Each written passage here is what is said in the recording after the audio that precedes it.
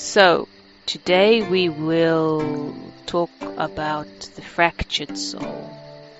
This is what we have been asked to discuss. So, the fractured soul.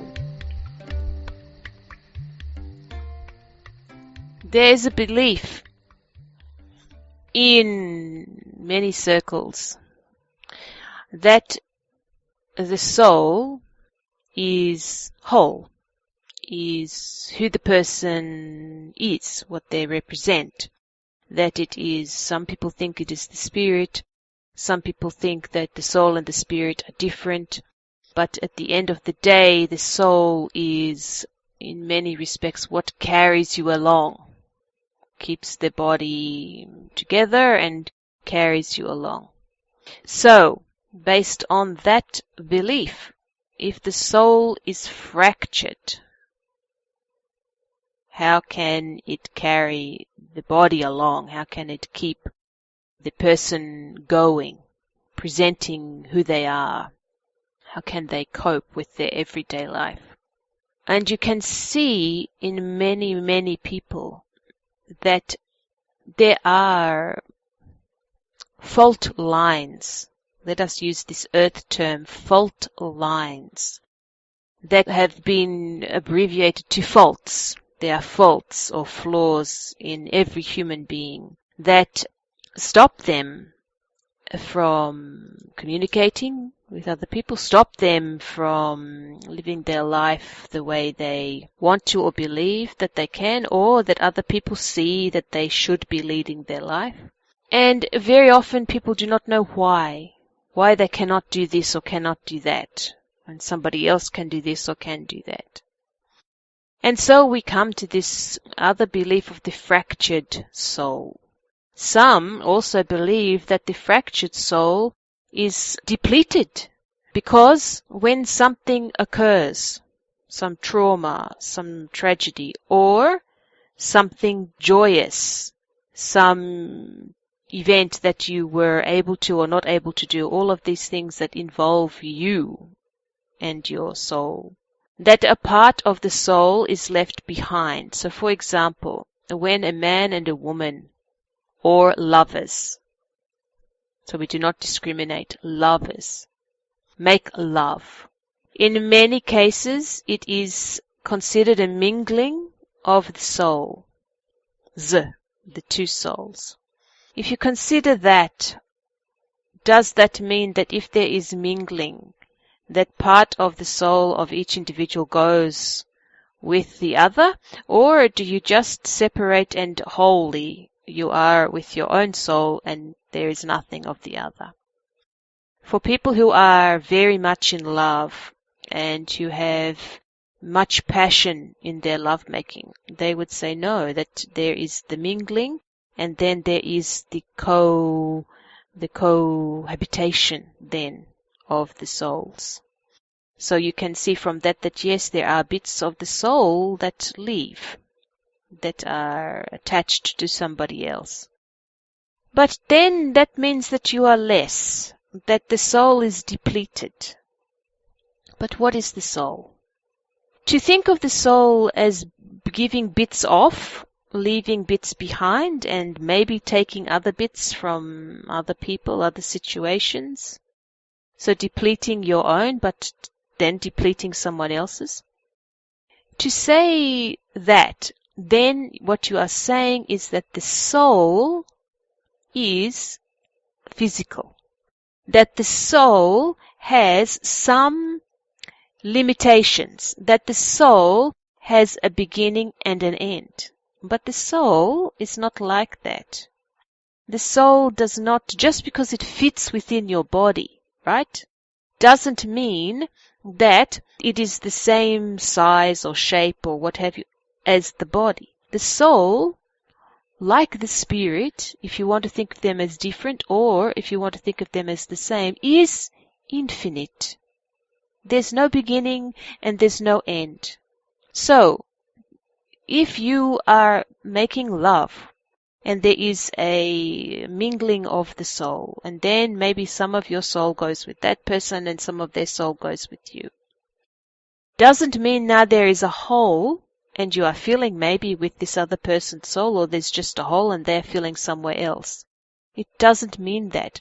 Sometimes, yes, that is emotionally. If you look at it from an emotional level, yes, they may be filling a hole within you and you may be filling a hole, but we are not talking about that now. We are just talking about this idea of the fractured soul. It is not possible for the soul, if you think of it as being infinite, to be depleted.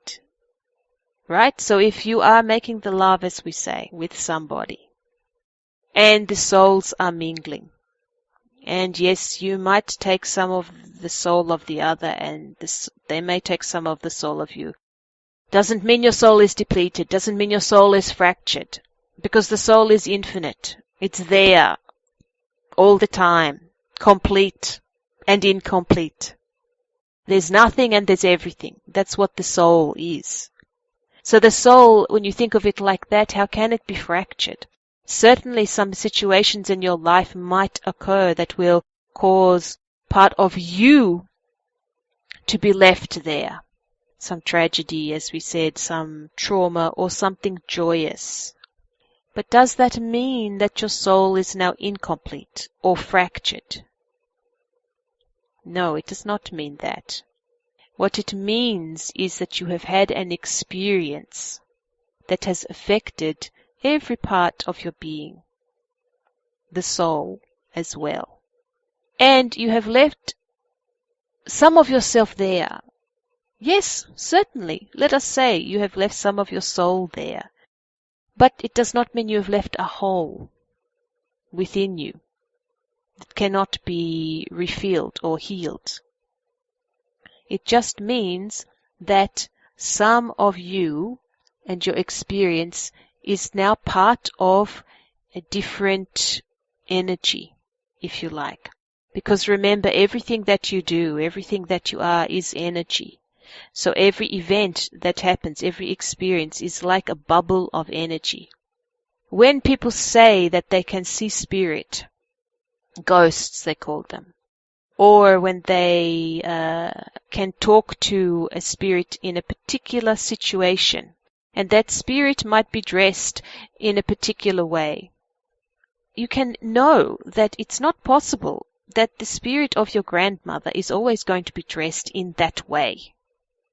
Right? It's not possible. Because when the human being, the physical dies, the spirit becomes nothing again. Right? Nothing and everything, because the physical is not there. They do not wear clothes. So what does that mean? That means then that the situation that you are drawing on, that you are bringing up, the energy of that person is there. Just like the energy of other people is there. And so they are presenting the energy of that particular time, that particular situation. Right? Doesn't mean that that's no longer part of their experience, their soul experience. Doesn't mean that. It just means that they have left some of the energy, not themselves necessarily, but the energy that was created by that event is there from that person. Yes, some people can say that's a little bit of themselves, a little bit of their soul, and yes, that could be considered correct because it's energy, right? It's the bubble of energy of that event, that situation. When they leave here, when the physical body ends and they leave, they do not leave with bits and pieces of themselves in many different existences. No, they leave whole. They leave whole. So we come back to this idea of the fractured soul. Is it possible to have a fractured soul? Yes, it is possible to have a fractured soul, but not, as we have now discussed with you, in the way that many people believe. You have an event, something traumatic happens, and you leave part of yourself there. It's possible, as we said, but you're leaving energy there, not your soul. You're leaving the energy of the situation. And you are part of that. So your soul and everything, you are part of that energy. So it's very difficult to understand that it is not your soul that you are leaving there, but just the energy that was created by that event, by that experience. So let us talk about the fractured soul. The fractured soul, if you imagine a mirror that has been cracked, or a window, and there are lots and lots and lots of pieces. That's the same as a fractured soul. All of the pieces are there, but there are separations. There are separations. Everybody has this. Some people have a lot of these separations. Some people have very few, but everybody has them. And yes, they are created by the energy of the situations that have occurred, that have caused joy as well as trauma. That's how these separations have occurred, and now why there are fragments. But does not mean that the soul is not whole, right? The soul is still complete in its own way. But the fact that there are fragments and there are these separations, if you like, just like you would look in a mirror. If the soul was not whole, if those fragments were given somewhere else and left, it means that that situation, whatever it was, could never be healed. Could never be healed because it's not there anymore. Right? There's a hole. But the fact that every situation, every trauma, every joy, everything, if it needs to be healed, can be healed, says very plainly that the fragment has not gone, it's not been left somewhere, it is just separated. And you need to reattach, right? You need to look where that separation, that line of separation is, and you need to glue it together. But glue it together in a way that it's not just two pieces stuck together, because that's what a lot of healing is nowadays. A lot of healing is just two pieces stuck together. But if two pieces are just stuck together, there's a possibility that again it can happen. What you need to do is to merge. You need to meld. Not weld, because welding also can come apart, but you need to meld. So it's as if, just like when the two people, they make the love, and the souls, they mingle. And when they come apart, maybe there is part of one soul in the other, and vice versa. It's the same thing with your own soul. That's how healing occurs. That you can find the point of healing, find the real point of separation, and meld it back together so that the soul can be completely connected. You see, we did not say complete because already the soul is complete. Every individual has a complete soul. It's just that sometimes there are separations, there are shatterings. And that means that it's still there, it's just like the mirror, it has the cracks. And to become whole, completely whole, but not complete because it's already complete. Sometimes if you want to deal with something that's really affecting your life, you have to meld them together, not glue them together. Now some people, not every break, every fragmentation affects their life. Right? It doesn't. But there are some aspects of the fragmentation that they will find is affecting the way they are living their life. And that's what they want to fix. So what we are saying, why are we saying this to you? We are saying this to you because, yes, you probably have a fragmented soul. But if your life is happy, if you are content, it doesn't mean that you have to look for these fragments and try and meld them. Because this means that those fragments that are there, they are not affecting your life negatively. Right? They're not. Your soul is whole. Your soul is whole. It's complete. That's a fact. But some people, these fragmentations do affect them walking forward, do affect them living their life the way they want to live. And as we said, you have to find the point of healing. It's no good just to glue them together. What does that mean? In practical terms, it means, let us say you have an allergy.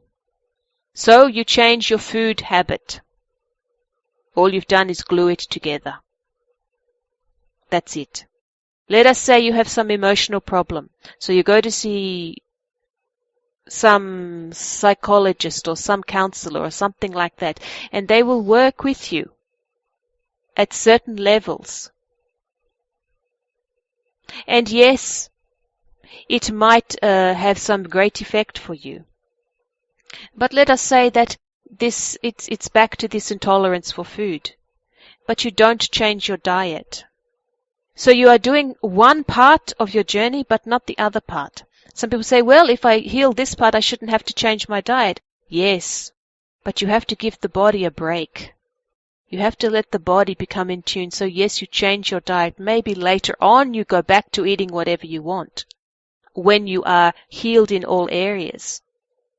But even if they are dealing with the emotional and the mental, and you are not actively working on the physical, then it's glue.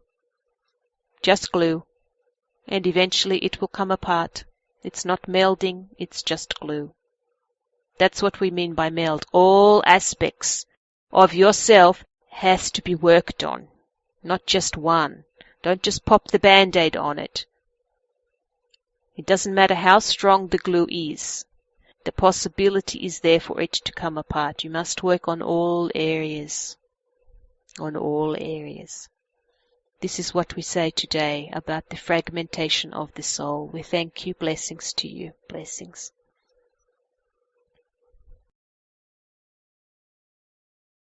Blessings to you, our friends. We are the Ancestral Medicine Women, healing from the past, for the present and the future.